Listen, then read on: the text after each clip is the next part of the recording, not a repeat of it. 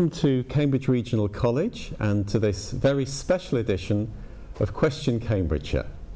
My name is Simon Cobby and I'm delighted to be joined today by 5 elected members from Cambridgeshire County Council, one from each party. On my far right is Labour councillor Ashley Walsh, and next to him Liberal Democrat councillor Amanda Taylor. On my immediate left is the Conservative leader of the council, Steve Count. Next to him is Independent councillor John Hipkin, and on the end is Peter Reeve, who is a councillor for the UK Independence Party. And I will now leave them to introduce themselves in a way that only they know how.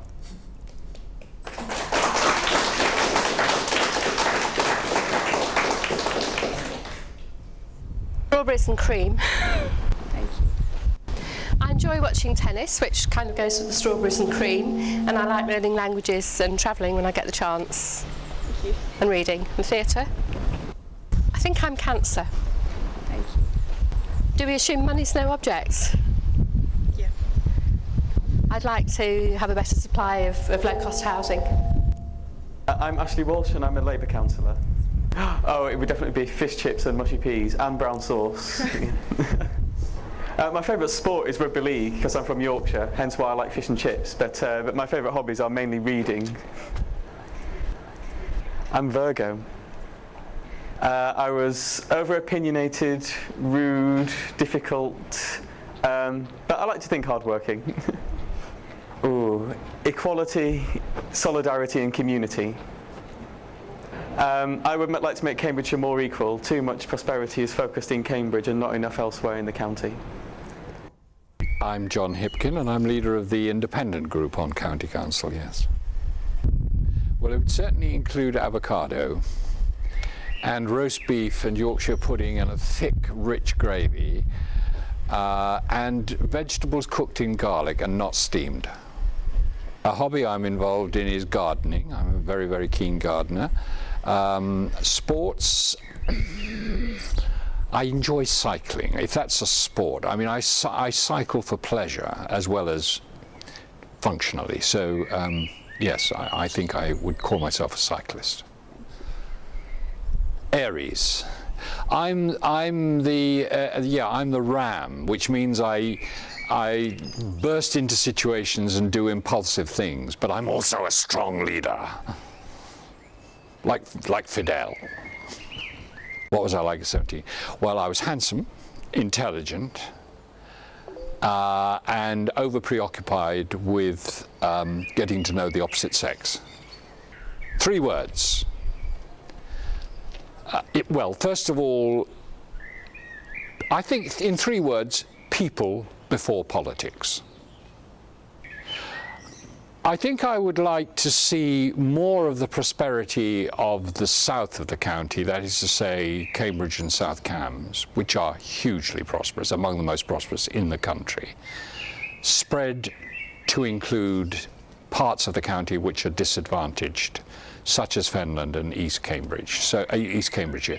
So I think I would like to see a wider dispersal of the wealth and life opportunities that exist for the lucky people living in the south and extended much further north and east. My name's Pete Reeve, I'm from the UK Independence Party, UKIP. My last supper would be fish and chips. In UKIP we don't have a lot of time for hobbies, so the only real thing I could claim to do in my spare time is clean the local public toilets. I'm a Gemini. When I was 17 I was a bit nerdy and was hoping to get to university. Our party policies are about openness, fairness and putting communities first. There's a lot to be done here in Cambridgeshire and it's a place we're really proud of, but the one thing I would change is not building housing estates and wind farms all over our beautiful countryside. Yes, I'm Steve Count and I'm a leader of the Conservative group here at the County Council. Well, I think hopefully something that will last 30 years, but no, seriously, I'd have avocado and prawn for starters. I really love them.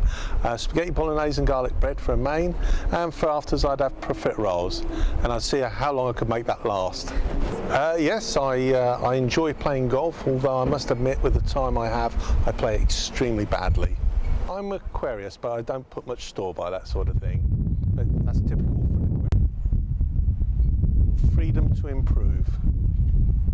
Yeah, that is something that I have thought about, and really there are pockets of areas of deprivation, and if I could just balance that out a bit more so that it's more of a level playing field, not by bringing the top down, but by raising the areas of most need up, I think that would be the one thing I'd love to change. Now, the questions today have all been submitted by members of the public via the Shape Your Place website, and they've been chosen by the students here at CRC. So without further ado, let's move on to the first question from Erin. Lots of local councils are contributing to the cost of the A14. Why should people in districts who get little benefit from the road pay for it when their roads are so terrible and some don't even have a dual carriageway? So why should people in the districts who get little benefit from the A14 help to pay for it when their roads are much worse? Councillor Walsh, first of all. Well, I support the improvement and the expansion of the A14, and let me give you a general and then a more specific explanation why. Firstly, one of the roles of being a councillor, and one of the things we have to think about in the county, is how we contribute to the common good of the whole county.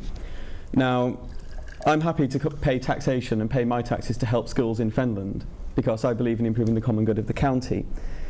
And I would hope that also people who perhaps where the A14 expansion will not benefit so much in terms of the economy would also see that argument that we all help each other by working together as a community within the county. Now, the reason I think the A14 should be prioritised, because I would accept the premise of the question that the state of the roads is very poor generally across the county, and with even further local government reductions, they're not likely to get much better. The reason the A14 has to be improved is because it's an extremely dangerous road.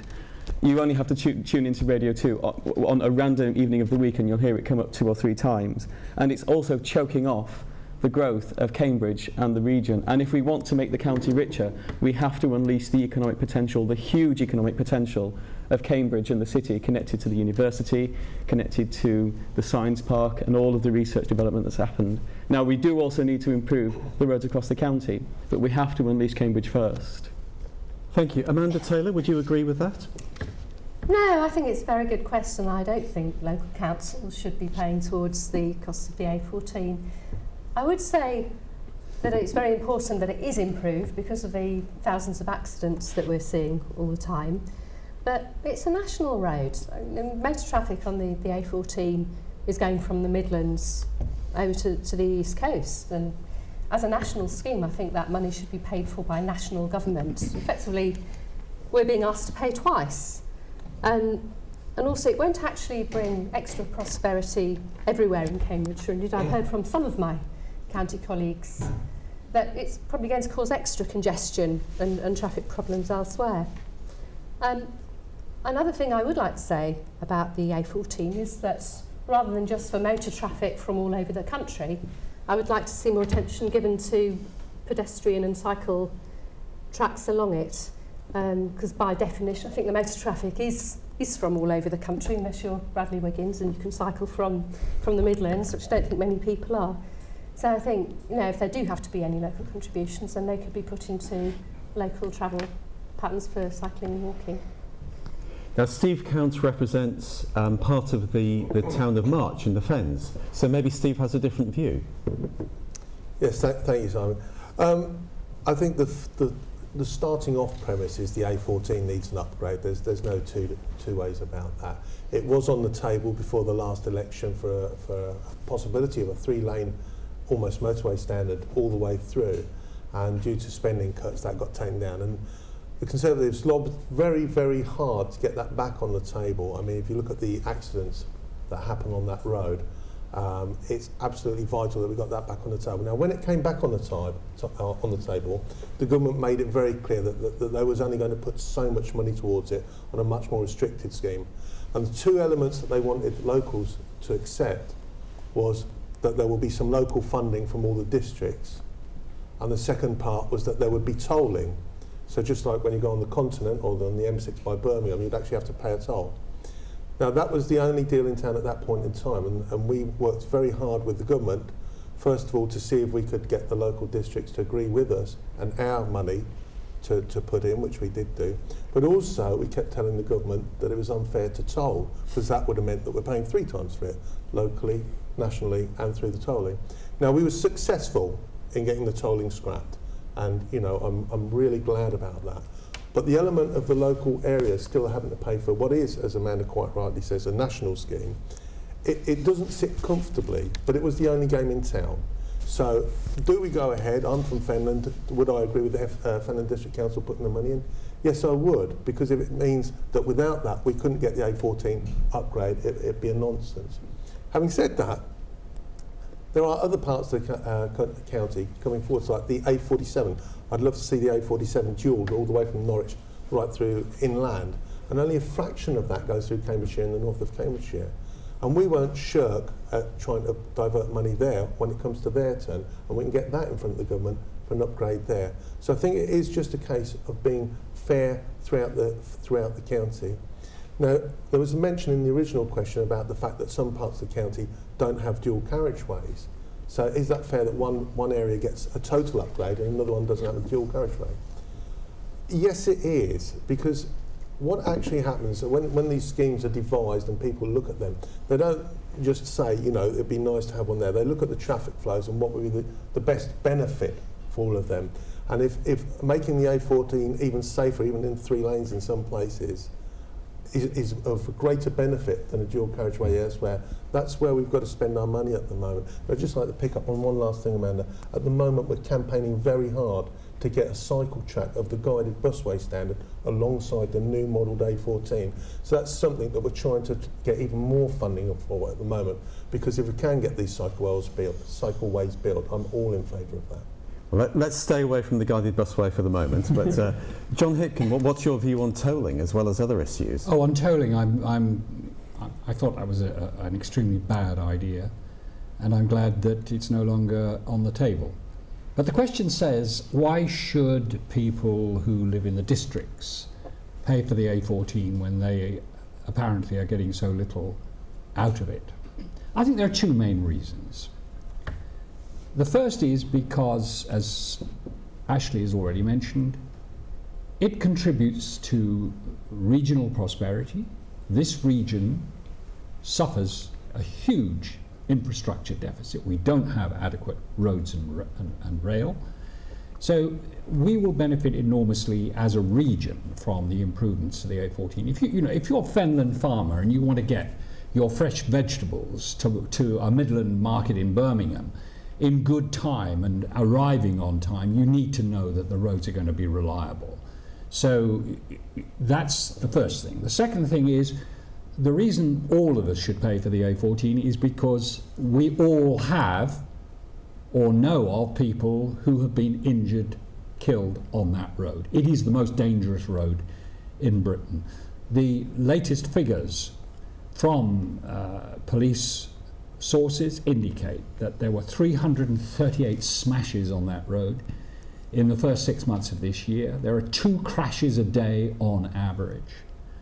So, I'm afraid there's no discrimination as to who gets killed or injured. Anyone using that road, wherever they come from, is exposed and vulnerable. So there's a tremendously good human reason for making sure that that road is improved.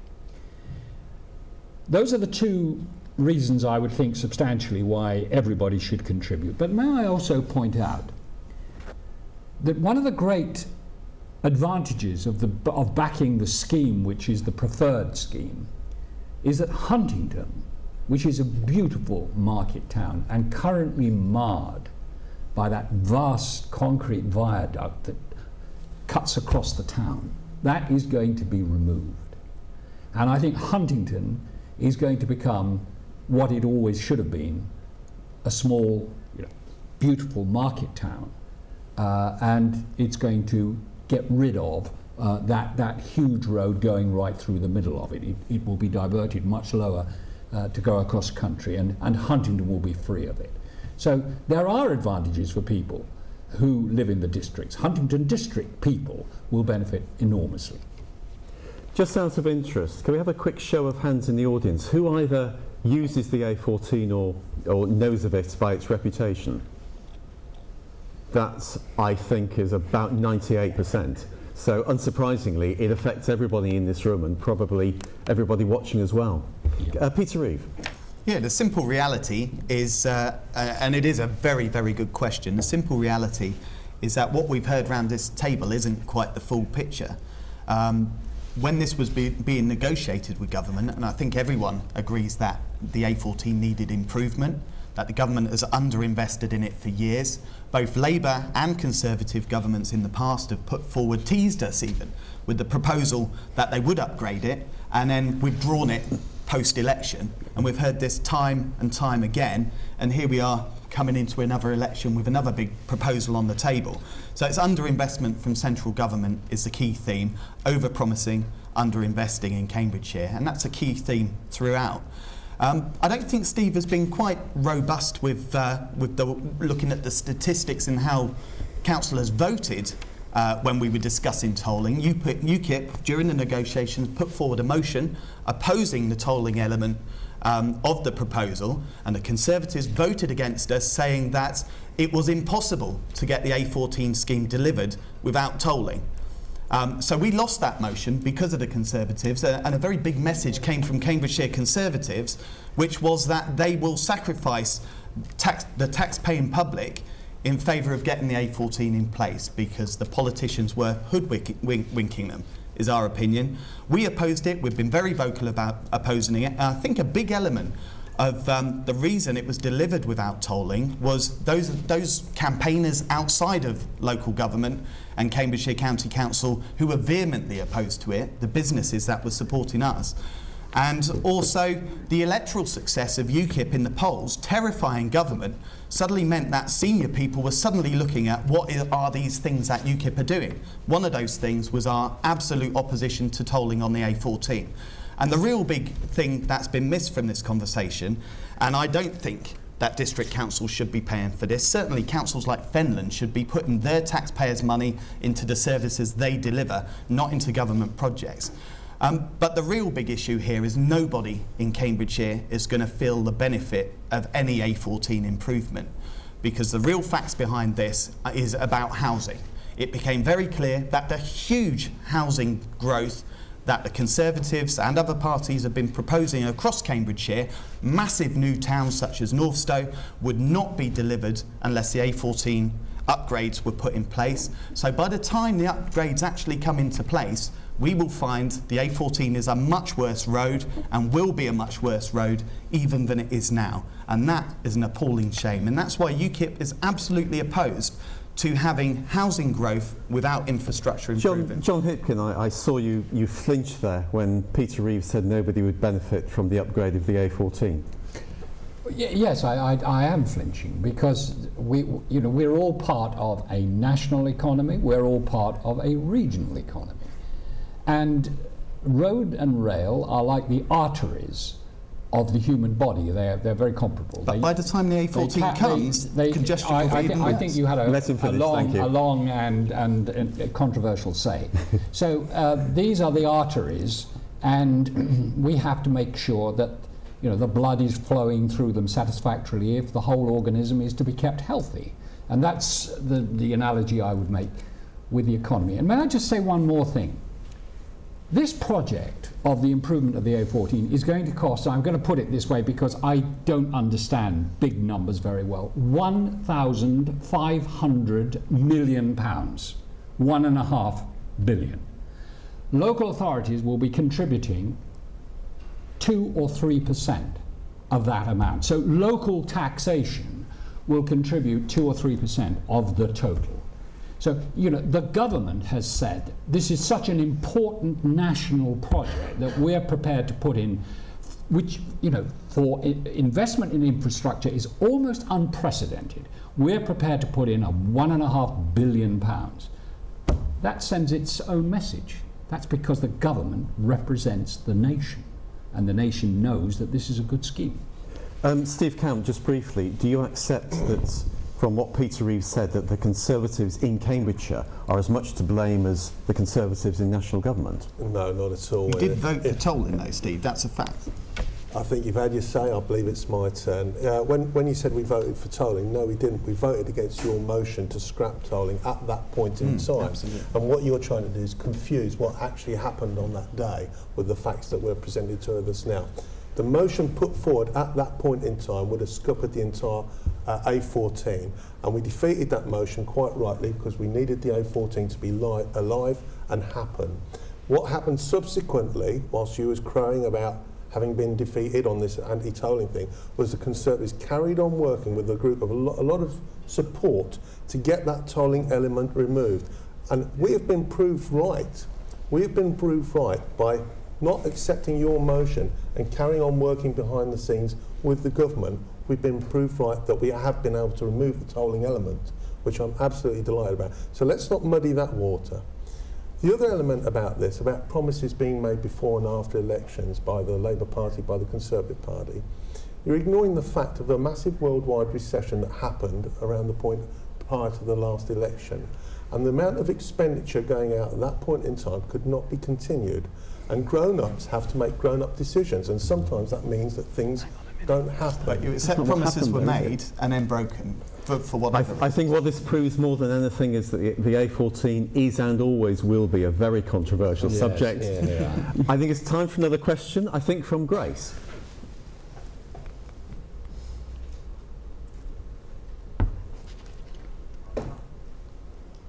What do you intend to do about the increase in numbers of pupils who speak little or no English in our schools? Having to direct resources at this takes away from standard education. The question is about the increasing number of pupils who speak little or no English in our schools, and does directing resources towards that take it away from other vital education?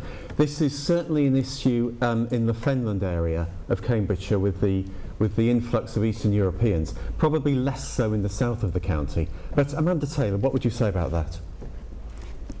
Hello. We do have a lot of speakers of other languages in the south of Cambridge as well. And I've been doing a bit of research on this, been talking to some of the people who teach in the local schools. And the general view is that children come into primary school not speaking English, but the schools are very, very good at getting them up to the same standard as everybody else by the end of Key Stage 1. And there's a very multicultural atmosphere in many of the primary schools, and personally I think that it's an asset to have people from different cultures, and that's one of the things that makes Cambridge and Cambridgeshire such a great place to live.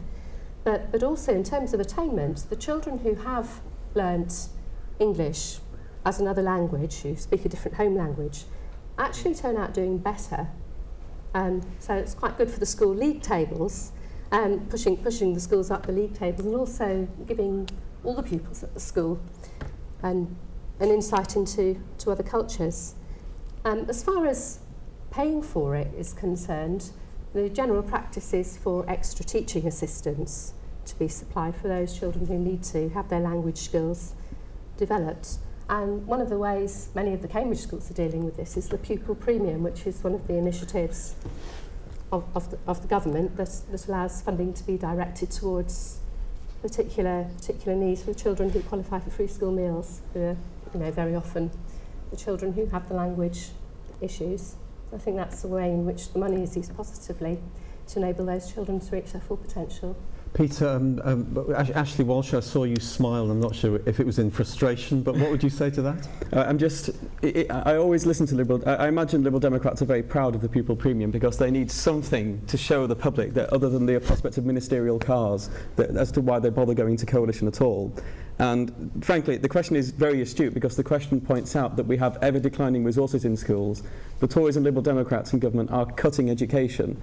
And it seems to me, as far as I can see, that a crisis, I find it a Conservative who admits that the economic crisis was a worldwide one and not caused by the Labour government. I think we can safely say you won't be getting selected anytime soon, Steve. Frankly, because of a crisis caused by international bankers with reckless approach to finance, schools, innocent children who had nothing to do with the crisis are paying the cost. And it seems to me that we shouldn't be in a situation where we have to decide, we'll have to put resources here, even if it means that we can't properly integrate immigrant children. Now, To answer the question more directly, it seems to me that there is a major question about how we manage large-scale immigration, because there's been a very, very large influx very quickly of immigration, particularly in the Fenland area and in South Lincolnshire. Communities have not integrated as well as they might have done. Now, government and councils have to look at how they integrate communities more generally.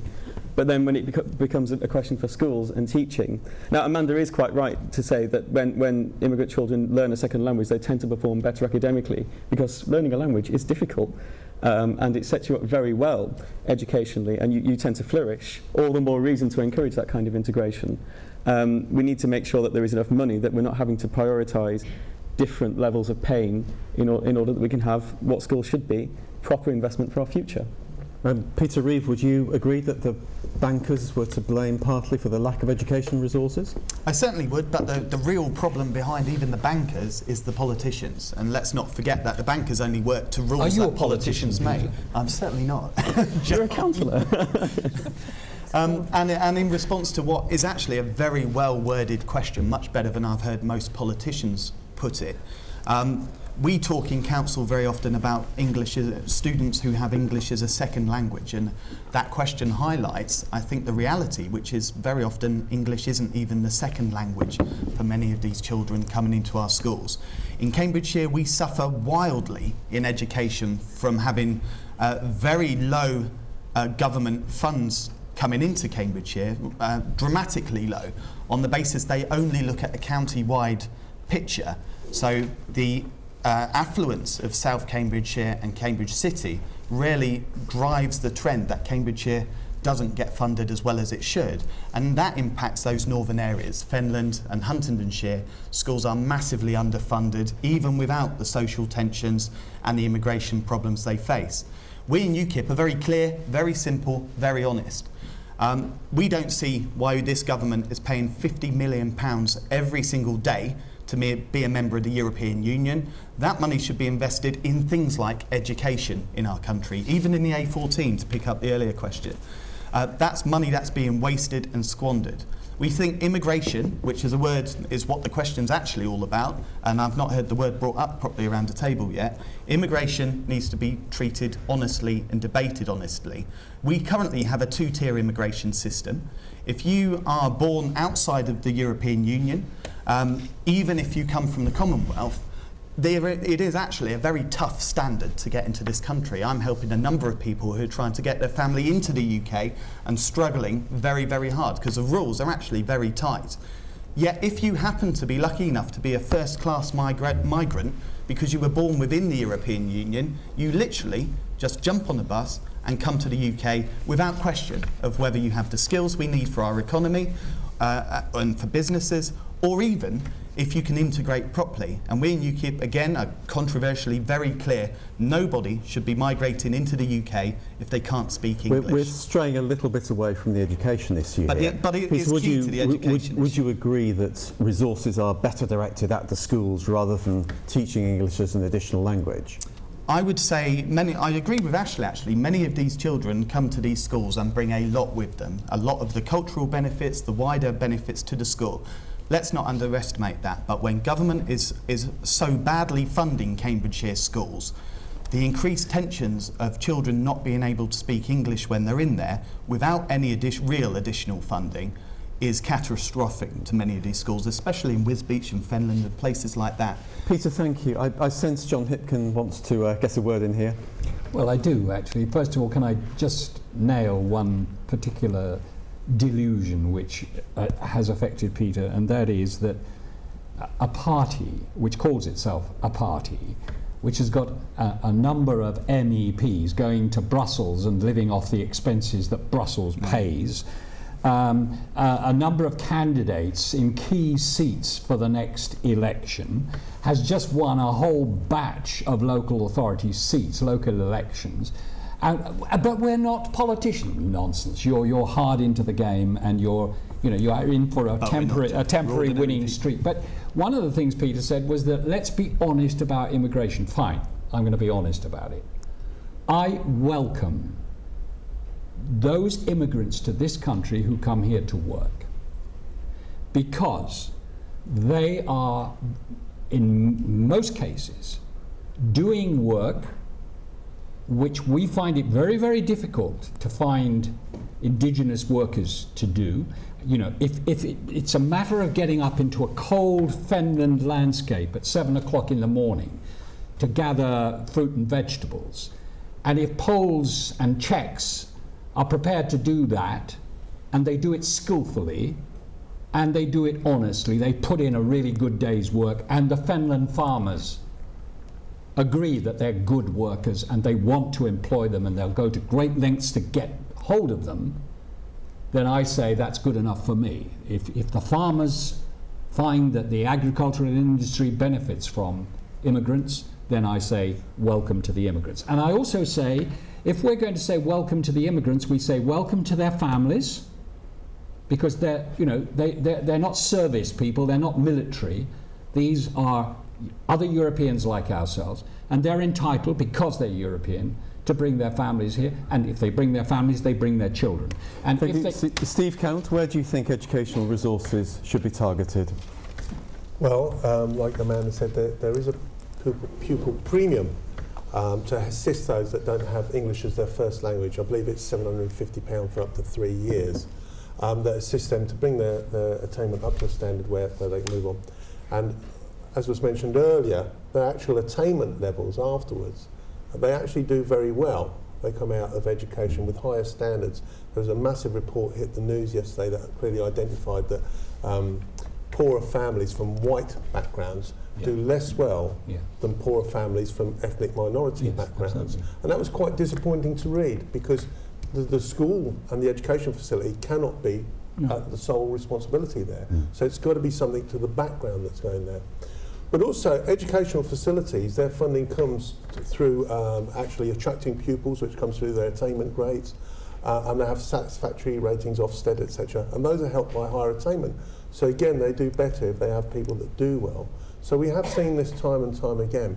And like John, I welcome the people that come here to work. The distinction that's being drawn between the Europeans, which are migrants, and the non-Europeans, which are immigrant, is kind of this European thing of free labour movement. Now, you wouldn't say to somebody coming down from Newcastle to Cambridge, don't come down here, don't come down here with your family because you're from Newcastle. Well, I wouldn't say that. And the same should apply, the fact that we're in a European nation. So I do firmly believe in that. What we haven't been able to do so far is actually get the balance right, the balance between the numbers. And that's something, Ashley mentioned it earlier, the sheer volume of people. What he failed to remember was when those people arrived, because the largest volume arrived when we had no border controls at all under the Labour government. And since then, we've been improving things, counting people in and out and introducing checks to see what we get there. I don't think we're there yet. I think we need to have some kind of degree of modification in there. But the truth is, I think with the pupil premium helping to combat, the question from Grace was, a good and valid one, but I think that we've got a good handle on it. Thank you. Time for another question. Let's hope it's as controversial. I think this one's from Kyle. Is the guided bus value for money, and should more be done to improve access to it from all parts of the region? I thought it would be controversial, and it will, and it was. The question was, is the guided bus value for money, and should more be done to improve access to it from all parts of the region? Let's start with Peter Reeve. Yeah, essentially we have a very clear position. The guided bus happened before most of us got on the council. I think Steve's the only one here who was actually on the county council when it was approved. It was when we had a Conservative cabinet, and one of the problems of having a cabinet system at this level of local government was these sorts of vanity projects can really run wild. And I think we've not been honest with the people of Cambridgeshire about just how close to bankruptcy this council actually got because of the guided bus. We were lucky in that our lawyers actually won a very serious legal case against the builders of the guided bus way, but actually, if that decision had gone the other way, it would have been perilous for the people of Cambridgeshire. And that's a conversation we've not had yet. That's something that's not publicly known widely. The other issue with the guided bus, and for those who it works for, I think it's brilliant. If you live in St Ives and work in Cambridge City, actually I think it's of huge value to those people. But most of Cambridgeshire has very little added value from the guided bus. Could we connect it up to wider areas? I'd love to see Ramsey and places like that where I represent connected to the guided busway. Despite my reservations about the project, it's there now. So more work should be done in improving access to it. But actually the reality is it was a vanity project that got wildly out of control. That's why I'm glad we've taken the cabinet system away from Cambridgeshire, away from the Conservatives, so that more debate can happen before these sorts of decisions are made. And there's a wider government issue with the contract. The problem with the guided bus was the government contract that was used to underpin it, which is widely used in this country and is fundamentally flawed. We saw similar problems in Manchester and elsewhere because of the type of contract that the Conservatives signed up to. Amanda Taylor, as a Cambridge councillor yourself, would you agree that the guided busway needs to be more accessible to other people? I certainly do. I'd echo your comments about it being very bad value for money with all the borrowing that was involved, and it must be remembered that the money that was spent to pay the debts arising from the guided bus is money that's not spent on other bus services, so there's been a lot of other bus cuts to community transport as a result of that. I think at CRC you're in a fortunate position because the bus stops right outside your college, but it's not the case that way for most of the city. I think now that we have got it, having spent all this money on it, we do need to make better use of it. We need to have more stops near the main centres of employment and some of the other colleges, so I'd like to see something as good as the stop that you've got at CRC at the other sixth form colleges such as Hills Road and Long Road, and also the places where people work, because it's great once you're on it, but you've got to be able to get on it and then get off where you want to go. I'd also like to see the cycling and walking facilities along that improve, because it is very well used by walkers and cyclists. It's been taken a very long time to get it lit so that it's suitable, so I'd like to see that improved. And more access points onto it, for example, Hills Road Bridge. County's been working for about 2 years on trying to get some steps down from the road to the guided busway so that it can be integrated. So yeah, very expensive thing. I wouldn't have voted for it had I been on the council at the time, but now we've got it, let's make sure we can actually use it. Steve Count, as a March councillor and as a Conservative, part of the group that originally brought in the guided busway, would you agree with that? Depends which part. I'm part of the group that originally brought it in, but unlike Peter Reeves' comment, I wasn't about of those earlier considerations. In fact, Peter's memory's failing him quite a lot because he was a county councillor 2 years before I arrived. So another thing that's just going wrong there. Let's get something straight. The guided busway is a huge success. And any measurement that it isn't is simply somebody manipulating figures. When people propose to build this, just like I was talking about dual carriageways elsewhere, building things that of the greatest need in the greatest areas, when they looked at building the guided busway, they drew up a plan, what would be the cost to benefit ratio, how much will it cost, and then how many people will use it. And I can tell you that after winning the court case, which was not through luck, it was through a robust contract being in place, which is, you know, I don't know where Peter's getting his ideas from, evidence certainly negates that. But after winning that money back, the cost of the guided bus was not far out from the original projected figures. We were never going to go bust anyway. This is a, you know, just a ground, you know, it's just exaggerating the past. But the figures that were used for who was going to use the guided bus were incredibly ahead of them. We batted them out of the court, we really have. The amount of people using the guided busway is a phenomenal success. The second part of the question is, should we improve access to it? Yes, we should, and we are working on that. We're working on ways to increase it both east and west. The thing about the guided bus is it's actually more than the concrete section. A bus goes on an ordinary road, joins the concrete section, and then goes out onto ordinary roads. And that concrete section diverts a lot of traffic off the A14, a highly congested route, makes it much more reliable. Now, we can expand the guided busway quite simply by just having buses in other areas going on longer routes with the little guide wheels able to access it. And that's what we're working on at the moment. We're seeing whether there's enough demand for it coming from the north of the county, etc. But we don't actually have to build more concrete pieces everywhere. We'll only need to build that if you want to circumvent a nearby road. So the two things are, what do we mean by extending the guided busway, or do we actually build some more? Now, we've got the Cambridge Science Park station being built in the north of Cambridge for the railway at the moment, and we're going to link the guided busway to that. But what we're not planning to do is actually build more of a concrete path. Just we're looking at the possibility of linking the guided buses going in and out that way. Could I just ask the questioner, what do you think of what you've heard so far?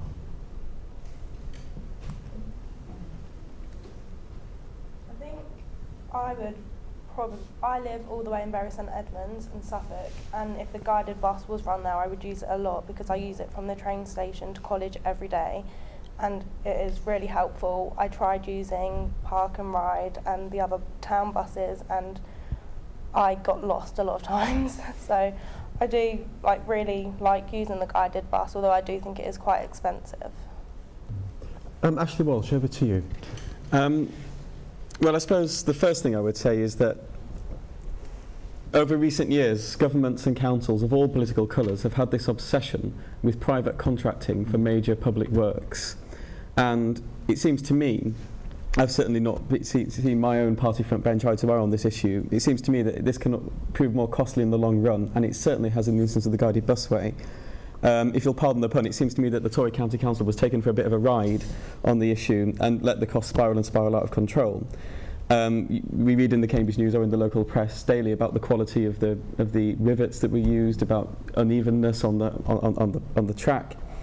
It seems to me that major public projects should be done in the public interest, and when it's not in the interest of private companies to serve the public. It's in their interest to maximise profit wherever they possibly can, not to provide the best service and the best infrastructural project for us as the public, the people who pay the taxes for these improvements.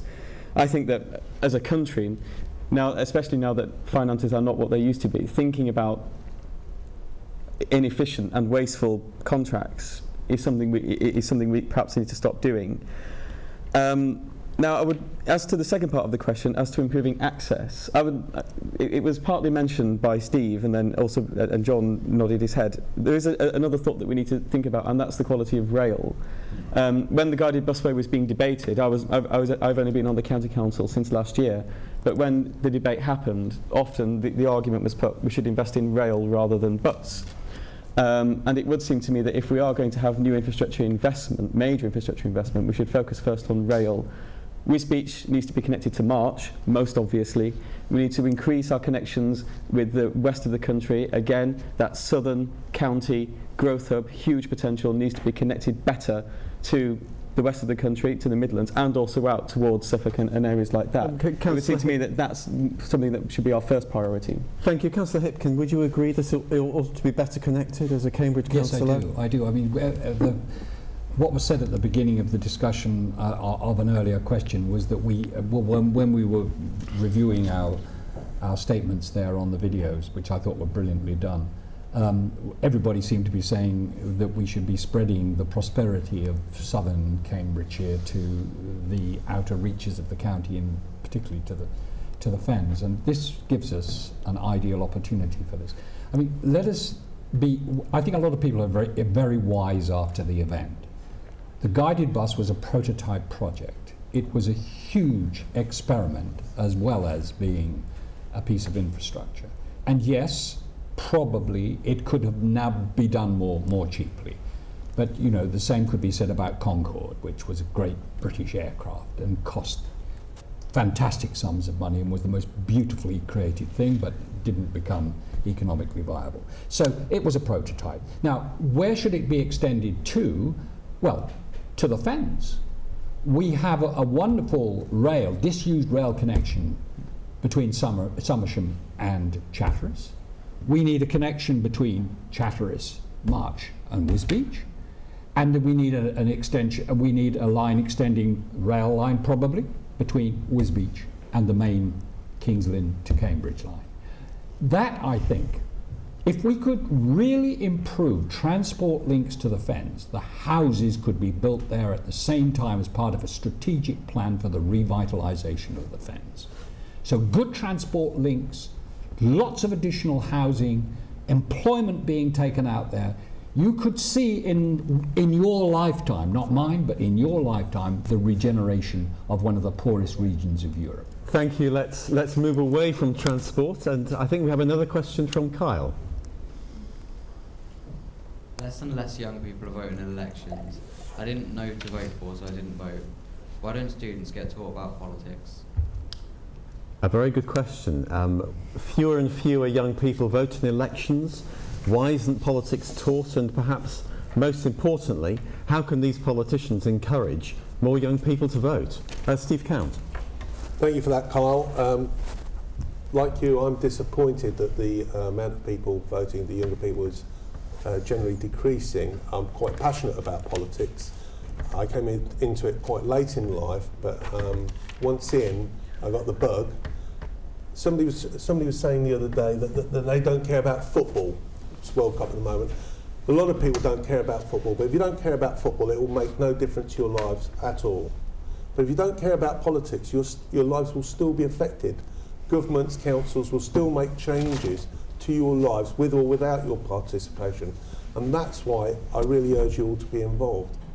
Should it be taught at schools? Now, under the current curriculum, under the citizenship taught at state schools, politics is on that agenda, but it's not taught at academies or free schools. But politics is part of that citizenship agenda. And I've always advocated, and I'm not sure that citizenship is the right word for it, but I've always advocated life skills as a particular agenda item to go through the school curriculum. Things like how to handle bank accounts, how to deal with job interviews, and politics being in there. I think if you ever find something locally that upsets you, you need a footpath over a bridge, somebody wants a late train, and you start a campaign going, or you join in on a campaign, and one day you find that comes to fruition and you've actually made a difference, you'll never look back. You'll think, you know what, I did make a difference. And sometimes it might just be a matter of somebody says something good in a leaflet that comes through your door when it's time to vote. You've actually taken the time to read it and think, you know what, that person deserves my vote more than that person, because you've taken the time to trouble the leaflet. That could be the starting point.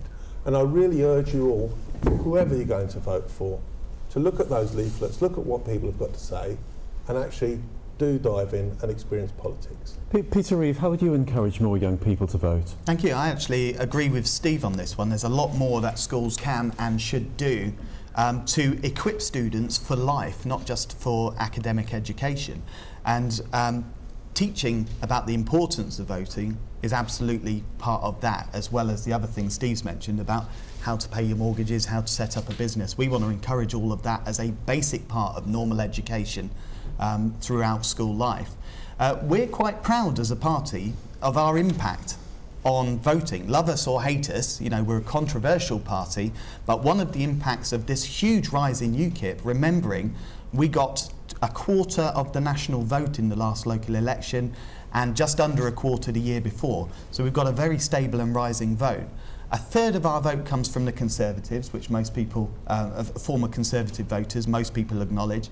A third of our vote comes from traditional Labour voters. But the most exciting element is a third of our vote, the pollsters say, are from people who had given up on voting or have never voted at all. And a huge part of that is young people. And we're proud of that impact on politics. We've inspired people to get involved. And the huge amount of hits Nigel Farage has on YouTube really testify that young people I meet are following Nigel and our party on YouTube, really supporting what's been said, and are getting out there, getting engaged. It's probably a surprise to many people in the media how many under 21s are now joining UKIP. We're the fastest growing party in the under 21 sector, and that's not widely reported in the media. One of our new MEPs on this region, Eastern region, Tim Aker, is only 28 and is a fantastic young man who has got into politics because he believes in what UKIP's doing.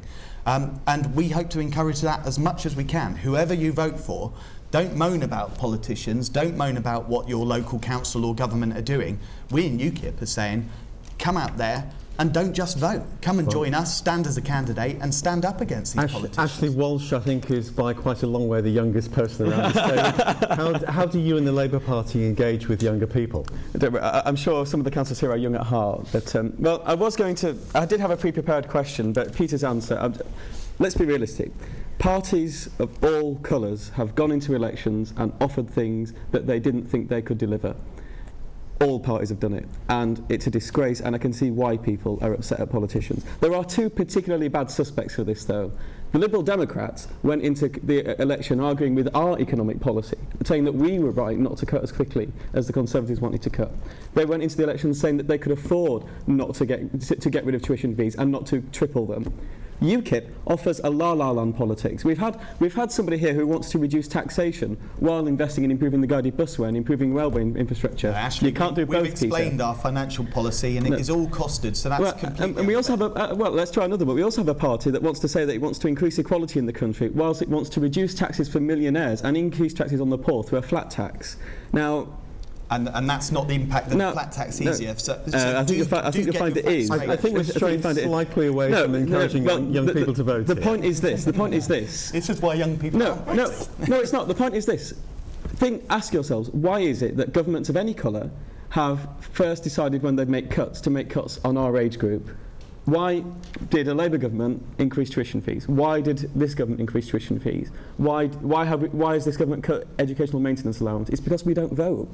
The age group that does vote, and the age group that every election is fought over, is John's age group, and maybe not Steve's, but it's the elderly and it's the middle class of the country. That's the realistic answer. If you want things to be done for you, you have to vote. Just look at and that's, I mean, there is a more idealistic answer, and that's that I do worry that the culture that we have today, particularly among our generation, is that we kind of expect things instantly. We kind of expect just to be able to go on the internet and just get things instantly, not to have to fight and work and struggle. Politics, you don't get things instantly. It took decades for women to get the vote. It took decades for the working classes to get decent representation in Parliament. John Hitkin, do you mind being referred to as elderly and middle class? I don't mind being referred to as middle class. I'm not quite happy with the label of being elderly. I want to tackle this question. I was a teacher for many, many years, a teacher of English and drama. And I think if we're going, it's not teaching politics in the sense of, hey kids, this is what the parties believe, or this is what Plato believed, or whatever. I think the way I took it was this. I wrote a play called The Massacre of Peterloo, and the cast was the entire school. Every kid in the school was a member of the cast.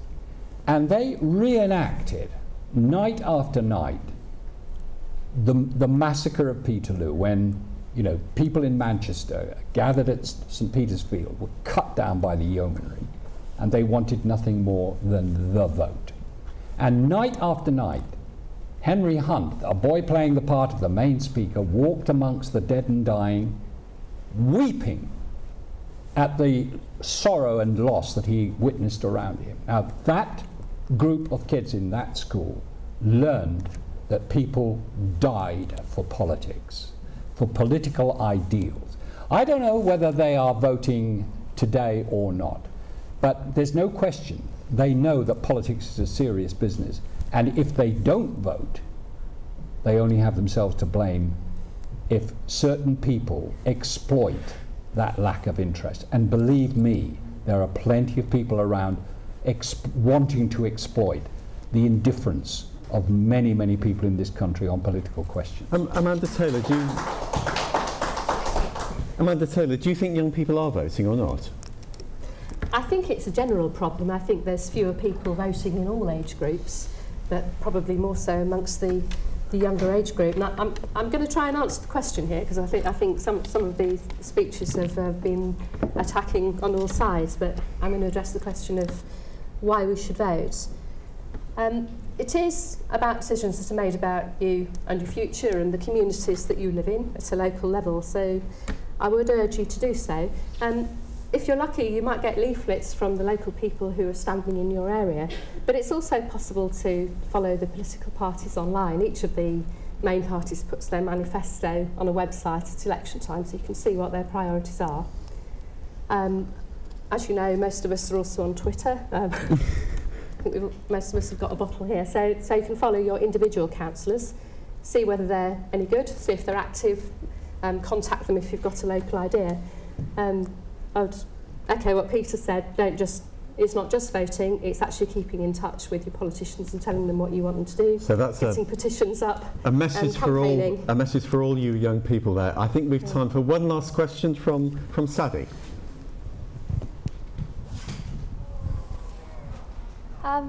What was the best thing you've done this week? The question was, and let's try and go for one sentence answers here. What is the best thing you've done this week? John Hipkin.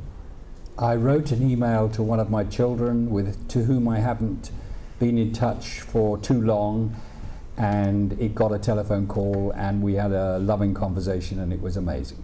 Oh. Steve Count, what's the best thing you've done this week?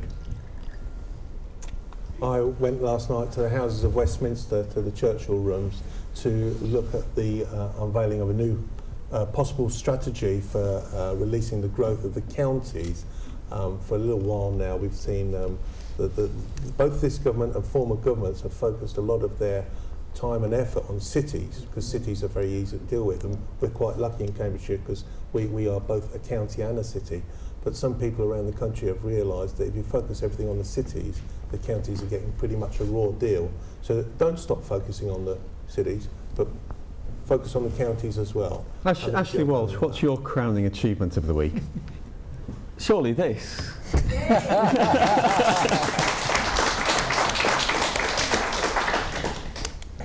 Amanda Taylor? Well, Ashley's pinched my eye. Well, I started the week with a celebration party with our local elections, which was great to say thank you to everybody who'd helped. But I think I would agree that coming here and joining in with you all is even better.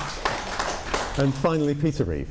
Yeah, one of the things we do as an organisation in UKIP is clean the public toilets, and it's those little things that actually make the big difference to people's lives. We're saving taxpayers' money, but also ensuring that market towns, places like Ramsey, can keep their high street vibrant, open, and the most vulnerable people able to use it. So that's the most fulfilling thing I've done this week. Thank you all very much. I think that's all we have time for now. I'd like to thank our panellists very much indeed, Councillor Peter Reeve, John Hipkin, Steve Count, Amanda Taylor and Ashley Walsh. I'd like to thank Cambridge Regional College very much for their expertise and their hospitality, and I'd very much like to thank the community website Shape Your Place, where you can find all these questions and more, and where this broadcast can be seen tomorrow. Thank you very much.